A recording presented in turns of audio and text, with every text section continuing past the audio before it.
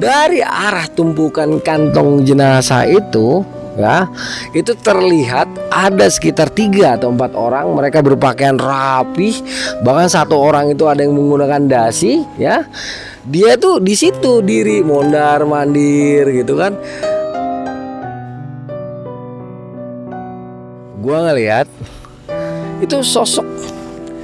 Ini sosoknya nggak jelas karena berantakan, jadi tangannya kayak disambung gitu kan, jadi kayak daging-daging nempel-nempel gitu loh.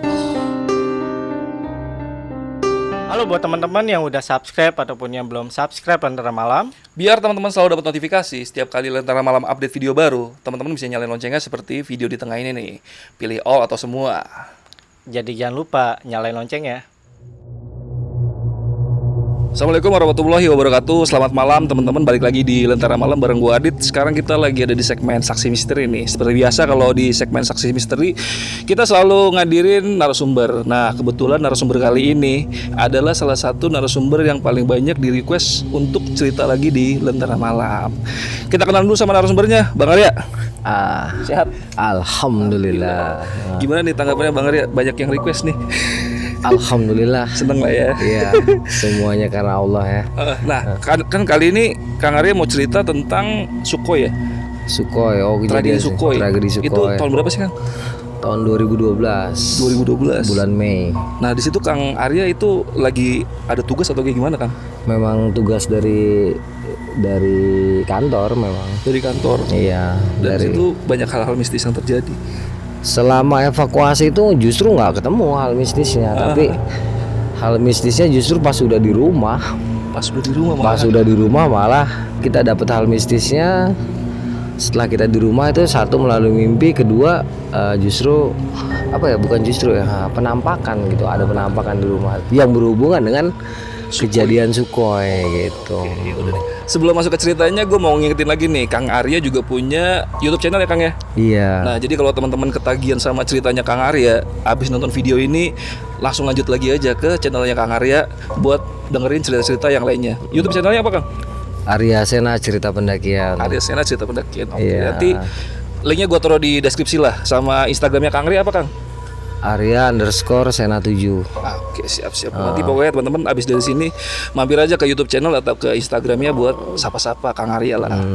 Oh iya, buat teman-teman yang baru bergabung, Kang Arya juga sebelumnya udah pernah cerita di channel Lentera Malam tentang pendakian di Gunung Salak tahun 97 Kang ya. Itu. Nanti kalau teman-teman mau dengerin abis nonton video ini, cek aja link yang ada di sebelah sini nih. Yaudah, sebelum teman-teman denger ceritanya dari Kang Arya, teman-teman saksiin dulu yang satu ini.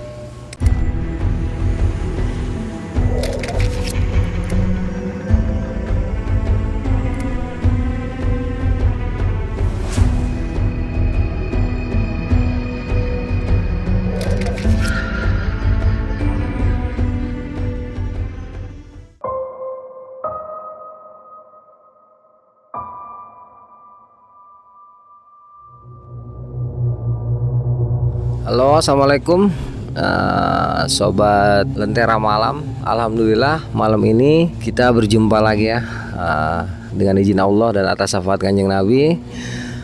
Tim Lentera Malam akhirnya berkunjung lagi ke tempat gua. Seperti tadi yang sudah disampaikan oleh Adit, pada kesempatan kali ini gua akan menyampaikan sebuah cerita ya, sebuah kisah pengalaman yang gue alami di saat evakuasi korban-korban Sukhoi pada saat tragedi Sukhoi di tahun 2012 atau 9 tahun berarti ada 9 tahun silam. Kejadian ini cukup mengejutkan ya, karena siapa sangka sih pesawat super canggih buatan dari negara superpower dengan segala sesuatu istilahnya dengan segala kemampuan super mereka membuat sebuah pesawat, tetapi pesawatnya malah nabrak Gunung Salak gitu kan. Jadi sebuah kejadian yang memang tidak terduga sama sekali. Kejadian ini betul-betul menghebohkan ya, karena selain berhasil menarik perhatian dunia, juga sangat tragis ya. Pesawat yang super canggih yang dilengkapi dengan berbagai macam fasilitas atau teknologi yang luar biasa, ternyata mereka tidak bisa menghindari tabrakan dengan tebing Gunung Salak yang itu sebenarnya nggak tinggi gunungnya gitu kan, tapi entah ada apa gitu kan, ketinggian itu diturunkan terus oleh sang pilot sehingga terjadilah Sukhoi crash gitu kan, accident. Pada saat kejadian itu gue lagi di Mampang ya, lagi nyantai. Gue nggak tahu, malah nggak ngerti waktu kejadian itu, malah nggak ngerti. Begitu kita lihat pesan BBM, tiba-tiba dari BBM itu masuk nih dari kantor pusat Jakarta Rescue kan, seluruh mentor senior itu harus segera datang ke kantor karena ada kejadian luar biasa. Gue awalnya santai ya, kejadian apaan sih, paling banjir apa-apaan gitu pikiran gue nggak tahu nih kalau ini kejadian yang luar biasa gitu kan.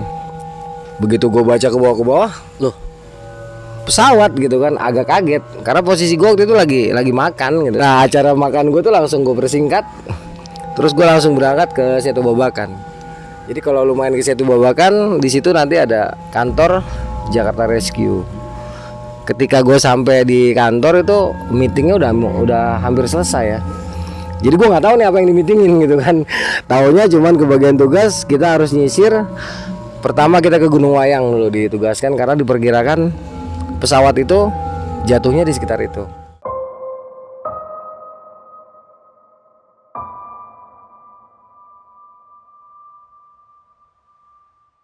Saat itu berita yang tersiar di media-media elektronik, di media-media televisi, pesawat Sukhoi itu jatuh di area Gunung Salak, tapi nggak tahu di sebelah mananya gitu, masih belum ketahuan. Nah, jadi masih banyak spekulasi yang berkembang, kalau nggak nabrak tebing ya dia ngelewatin sampai diperkirakan tuh sudah menuju Gunung Wayang, di sebelahnya Gunung Salak. Jadi kan di Jakarta Rescue itu kan banyak tim ahlinya, termasuk tim pencari jejak, pokoknya banyak tim ahlinya. Nah, salah seorang tim ahli untuk bagian ini nih, kecelakaan pesawat, itu memperkirakan kalau dia nggak nabrak tebing Salak, dia kelewat gitu. Jadi untuk memastikan, kita ditugaskan ke Gunung Wayang dulu, di daerah Parung Kuda. Jadi setelah selesai meeting, kita berangkat itu 2 tim dibagi ya, tim logistik sama tim yang bergerak di lapangan gitu. Kita langsung bergerak ke lokasi pada malam itu. Sepanjang perjalanan dari Jakarta sampai ke Bogor itu masih lancar aja ya, bahkan sampai ke daerah Cicurug pun itu masih lancar. Itu sampai Cicurug kita dari Jakarta ini sekitar jam 10, sampai Cicurug itu sekitar jam 2-an. Di situ kita masih mantau lewat radio, mengarahkan kita ternyata tetap kepada planning pertama, kita ke arah Gunung Wayang gitu kan. Nah, bergeraklah mobil ke arah Parung Kuda. Begitu sampai Parung Kuda itu sekitar jam 3 pagi, di sana udah banyak tentara ya, udah banyak anggota TNI yang bersiap-siap gitu di sana. Sampai lokasi ya, yang namanya tim SAR pasti gali informasi kan, kita langsung turun tanya-tanya. Karena memang banyak orang kan, banyak selain tentara juga banyak penduduk lokal yang berkumpul gitu kan. Jadi sampai lokasi gue langsung gali informasi, gali literasi.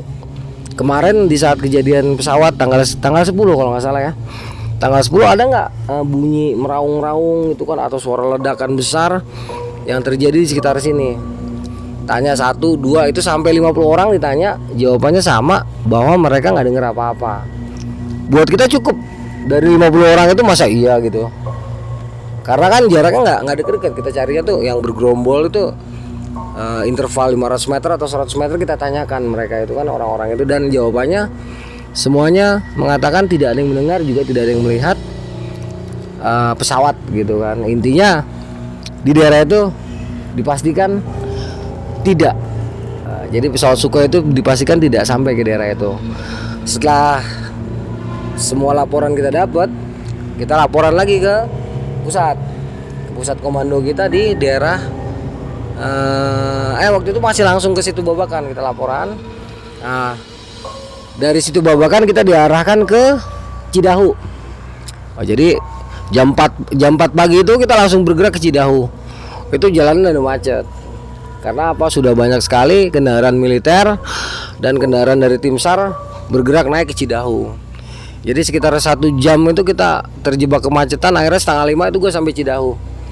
Nah, ternyata pukul 4:30 pagi tanggal 10 Mei itu posisi pesawat antara 10 atau 11 Mei ya 2012, itu posisi jatuh pesawat sudah ditemukan. Jadi Itu di ketinggian 1800 ya, yang jelas dia antara 1800 sampai 2000 meter lah di Gunung Salak itu. Jadi sudah ketahuan lokasinya, dia menabrak salah satu dinding tebing Gunung Salak. Nah itu kita tahu nih, berarti dari dicapainya tuh bisa lewat Sadelan Gunung Salak, bisa dari Curug Nangka, bisa dari Salak 2 ya, Curug Nangka sama aja, atau dari Puncak Salak 1 kan. Nah ketika kita udah tahu lokasinya, kalau sebelum jalan kan gue briefing dulu kan, gue bilang kalau dari Cidahu kita kejauhan, enakan ngambil Cimlati.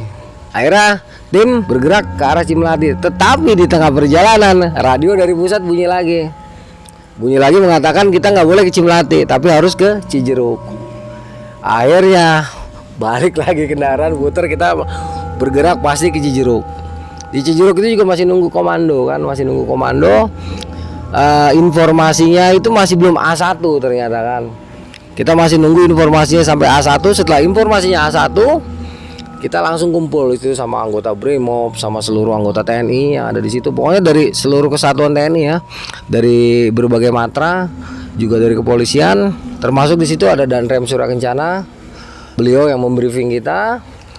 Ketika informasinya sudah fix, sudah A1, kita diberangkatkan menuju ke Puncak Salak 1. Waktu itu banyak banget yang naik, beneran banyak banget yang naik. Wartawan, terus relawan gitu kan. Terus kalau anggota TNI Polri udah nggak usah ditanya, udah pasti itu kan tugas mereka. Tim SAR juga udah pasti. Nah relawan dan wartawan ini nih, jadi waktu perjalanan itu di awal-awal itu kan lewat Cijeruk itu yang namanya Gunung Salak tuh nggak ada yang empuk jalur ya gitu kan. Jalurnya pakai neg, G-nya 2 pakai kolak-kolak neg gitu. Nah ini sampai setengah hari itu ya, karena kita naik udah cukup siang kan, udah jam 12 ya. Sampai sore itu nggak ada problem. Nah problemnya itu ketika kita sudah seharian jalan, ternyata nih banyak jurnalis yang naik, tapi mereka hanya bawa peralatan jurnalisme mereka. Mereka lupa bawa logistik, mereka lupa bawa tenda. Karena hanya kita bertiga yang pakai baju rescue saat itu, otomatis nih kru media akhirnya deket sama kita kan. Setelah kita tanya-tanya, bro lu naik, ini naik gunung bro, liputan lu gitu kan. Lu bukan liputan di bawah nih, bukan di buper nih, di gunung. Logistik lu mana? Nggak bawa bang, cakep. Tenda, apalagi tenda bang, plesit? Enggak bang. Nah akhirnya kita kan nggak mungkin melepas mereka. Jadi pengalaman mereka di gunung jelas kurang ya. Itu bisa dibuktikan dari ketidaksiapan mereka untuk mempersiapkan berbagai macam peralatan standar operasional di lapangan. Ya mereka hanya mempersiapkan peralatan jurnalisme mereka. Nah disinilah tanggung jawab kita. Karena orang hidup walaupun bagaimana itu jauh lebih berharga gitu kan. Kalau orang meninggal ya dia sudah selesai kan, tinggal kita ketemukan aja, tinggal kita cari, dapat syukur, nggak dapat ya wes gitu kan. Nah ini orang hidup ini harus kita jaga betul. Di saat itu udah menjelang sore kan, udah menjelang maghrib, ya udah wartawan semuanya kita hentikan waktu itu pergerakannya, karena yang mengetahui medan kita, yang tahu situasi dan kondisi kita, dan konsekuensinya jika kita mendaki tanpa peralatan SOP itu kan juga kita. Perbedaan antara waktu itu antara kru media dengan kita adalah kalau mereka kejar berita, kalau kita kejar lokasi kan. Jadi sebagai tim SAR itu kita ada di lapangan itu, segala hal yang kita pahami dan kita ketahui dan memang harus kita selamatkan. Semua kemungkinan itu harus kita jaga.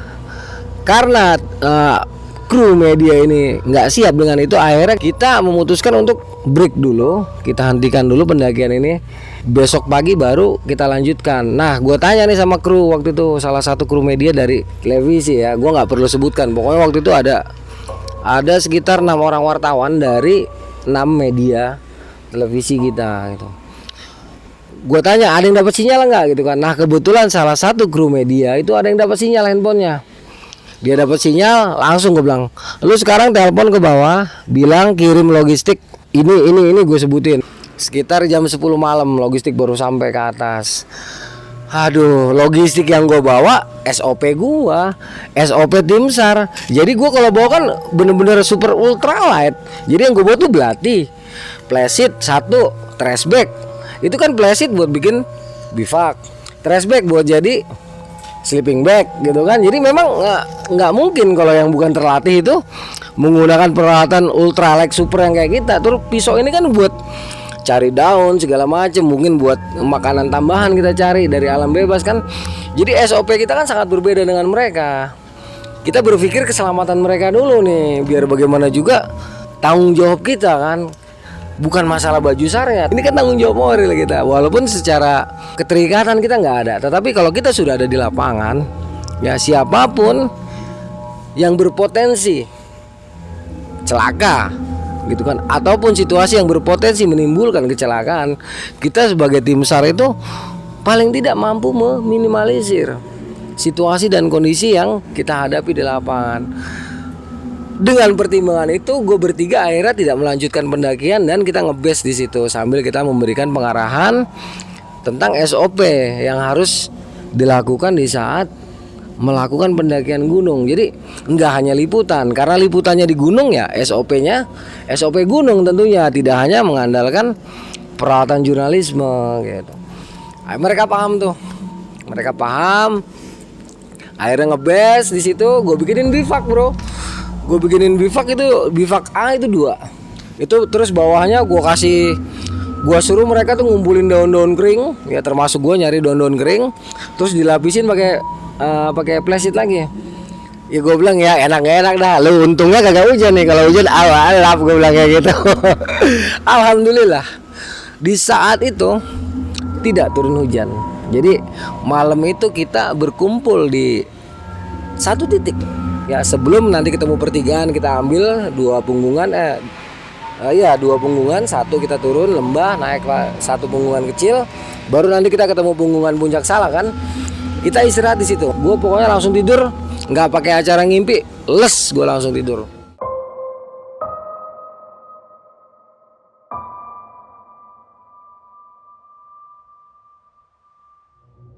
Itu bangun sekitar jam 4, gue bikin api unggun kecil untuk ngangkatin badan. Terus pagi-pagi sekitar jam 7 kita mulai bergerak naik lagi. Di sini nih ya ada beberapa miskomunikasi gitu kan. Dalam perjalanan naik medan Gunung Salak ini bisa dibilang berat gitu kan.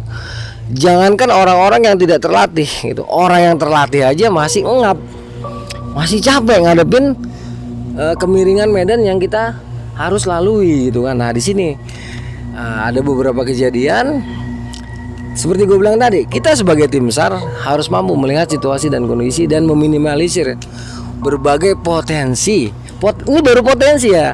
Potensi itu kita sebagai tim SAR udah harus bisa ngelihat. Kita harus udah bisa menilai gitu kan. Jadi wah ini berpotensi untuk mencelakakan.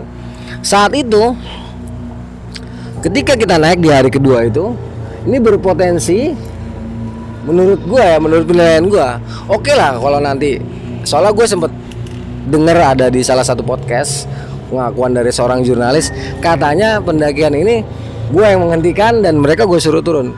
Ya bagaimana gue nggak hentikan gitu kan? Gue di belakang nilai persiapan mereka secara fisik dan alat itu tidak memungkinkan untuk melanjutkan pendakian. Karena udah beberapa kali gue tanya, gimana mau lanjut nggak? Lanjut bang, oke. Tapi kan antara omongan sama fakta kan itu gue perhatikan. Satu, itu tanggung jawab gue besarnya minta ampun terhadap orang yang hidup. Itu jauh lebih berat dibandingin terhadap orang yang sudah nggak ada gitu kan. Tugas kita ini selain tugas kemanusiaan juga punya tanggung jawab moral yang luar biasa besar.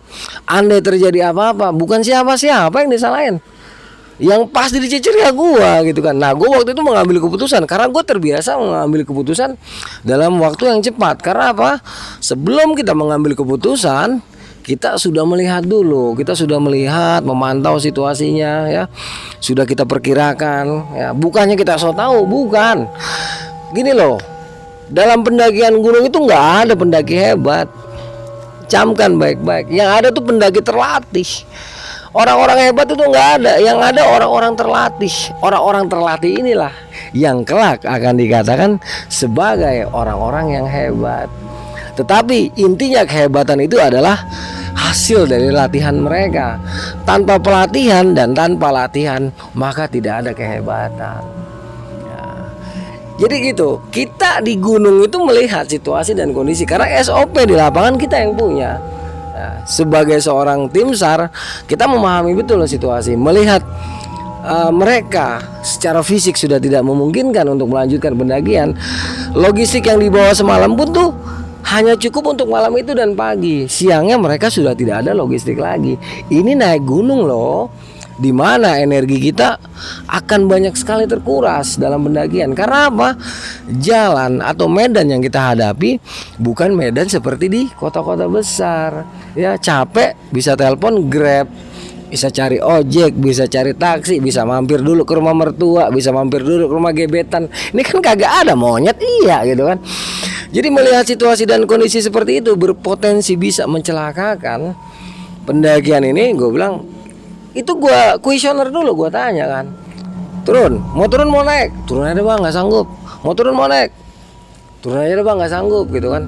Ya udah, gue juga mohon maaf ini ya teman-teman, gue waktu itu memang harus mengambil keputusan karena nanti kalau ada apa-apa dengan ente-ente orang yang ditunjuk hidungnya bukan ente, gua. Kok tim SAR bego banget gitu kan, kok tim SAR bisa nggak tahu gitu kan. Kita dilatih untuk itu, baru potensi aja kita sudah harus bisa tahu gitu. Karena memang yang dibutuhkan dari seorang tim SAR adalah kesigapan, kemampuan menilai serta mengambil keputusan di dalam situasi yang memang sedang kita hadapi di lapangan. Karena itulah, itu pun masih gue kuesioner kan, gue kuesioner lanjut atau tidak, dan kebanyakan dari mereka mengatakan sudah nggak sanggup lagi.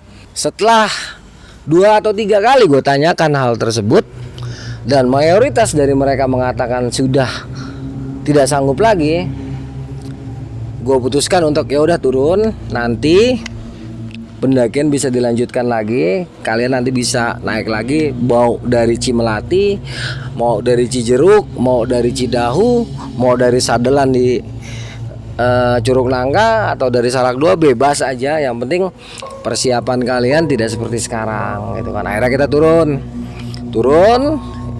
ya, kita nyebrangin lagi 2 lembah, 1 punggungan kita seberangin.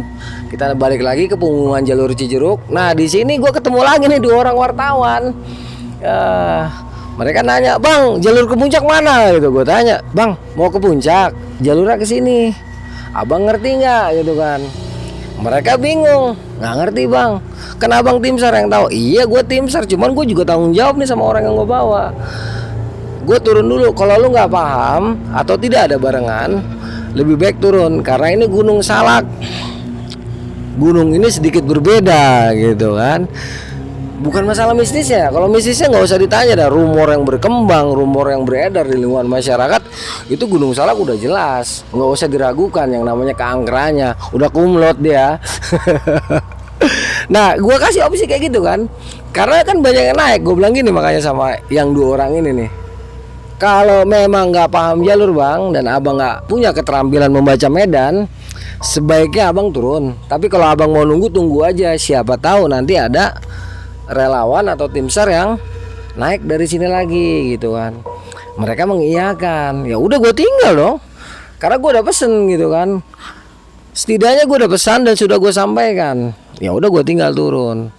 Itu perjalanan turun juga tidak semudah gue berbicara. Kalau gue mungkin nggak terlalu sulit. Ini loh teman-teman kita ini, akhirnya pergerakan kita tuh lambat banget.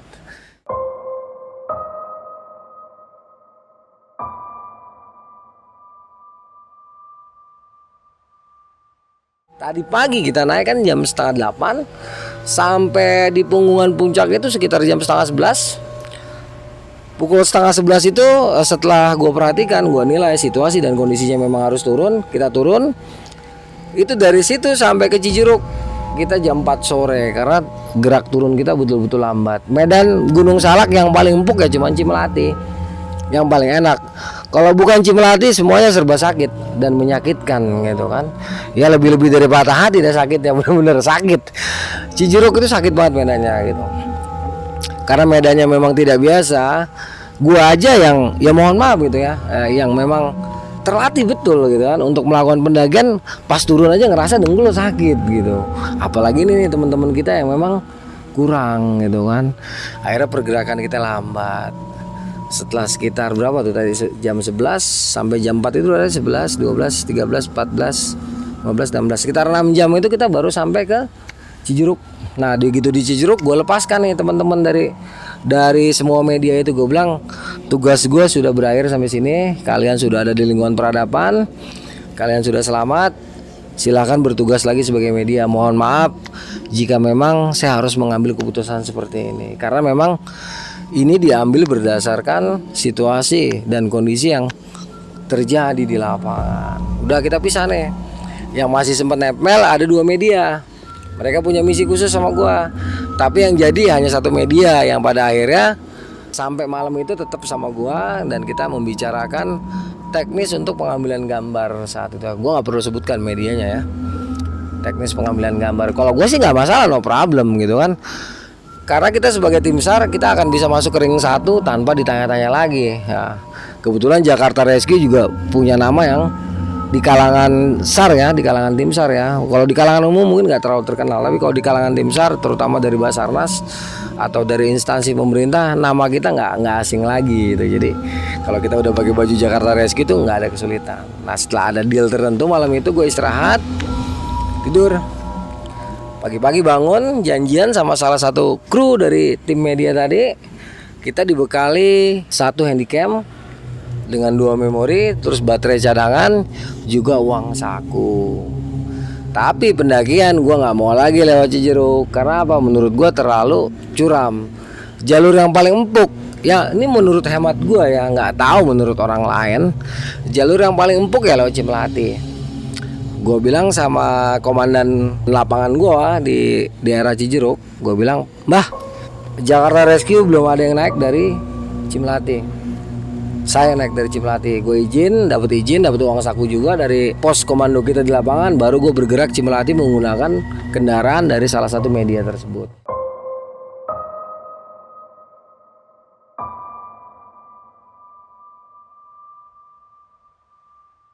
Itu kan pagi ya, gue pamit pagi sekitar jam 9. Gue seharian itu nongkrong sama dia membicarakan teknis. Ya mereka sadar gitu kan bahwa memang mereka salah konsep gitu kan. Mereka hanya mengejar berita tanpa memperhatikan SOP pendakian. Ya nggak salah juga sih, karena memang kan mereka tidak dididik untuk begitu kan. Beda sama kita. Ya udah, setelah seharian kita santai, gue tuh perbaikan gizi ya karena habis naik dari Cijeruk. Setelah semuanya udah siap, jam 5 itu gue diantar ke Cimelati sampai ke villa itu, sampai ke batas aspal. Nah di situ kan ada villa, kita isi dulu buku tamu. Setelah selesai gue langsung naik. Gue naik sendirian waktu itu. Naik sendirian, abis maghrib gue naik sendirian. Tapi di tengah jalan, karena memang ada situasi yang luar biasa ya, ada kejadian yang luar biasa, rame. Nah di jalan itu rame, gue ketemu sekitar 3 orang pendaki dari Sukabumi. Mereka melewati jalur samping karena kalau bukan tim SAR dari Cimelati itu kan nggak bisa masuk. Jadi mereka lewat jalur samping. Nah gue seneng juga ketemu orang lah, gue sendiri turun gengsi lah, kok turun lagi banget itu kagak enak gue. Walaupun hati gue rada-rada takut gitu, cuman gue ketemu di sekitar pos 3 itu ada air ya, ada pipa peralon bocor. Nah di situ gue istirahat dulu. Karena capek kan, kemarin gue habis naik kan. Nah di situ gue istirahat dulu semalam. Di sini adalah sedikit kejadian yang creepy, tapi ya standar gitu kan, standar creepy. Dalam artian gini, di atas itu ada 54 korban dengan tubuh yang tidak utuh lagi, sudah tercerai-berai. Ya, udah gitu Gunung Salak terkenal banget dengan cerita mistisnya. Ya bukan hanya cerita, mungkin bagi rekan-rekan yang pernah mendaki Gunung Salak dan pernah mengalami kejadian mistis di sana akan tahu bagaimana rasanya berada di Gunung Salak, apalagi di atas baru ada kejadian 54 orang meninggal. Ya. Di sini awalnya kan gue nggak buka tenda, masalah gue biasa pakai gue cuman bawa plastik sama trash bag itu gue bawa 2, plastik gue bawa 1. Ya gue nggak bawa matras karena matras biasanya kita bikin dari daun-daunan aja gitu kan. Nah matras itu di saat bukan matras, plastik di saat pendakian itu gue nggak bikin bivak, enggak, tapi gue gelar aja, gue gelar sebagian terus sisanya gue gulungin ke badan untuk jadi selimut, baru gue kasih trash bag keluarnya, otomatis kepala kan kebuka kan, nah di sini.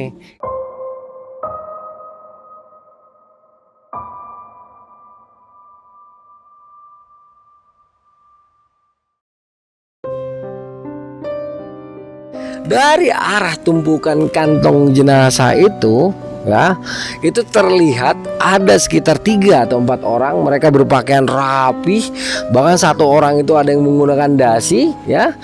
Dia tuh di situ diri mondar mandir gitu kan. Gua ngelihat itu sosok. Ini sosoknya nggak jelas karena berantakan, jadi tangannya kayak disambung gitu kan, jadi kayak daging-daging nempel-nempel gitu loh.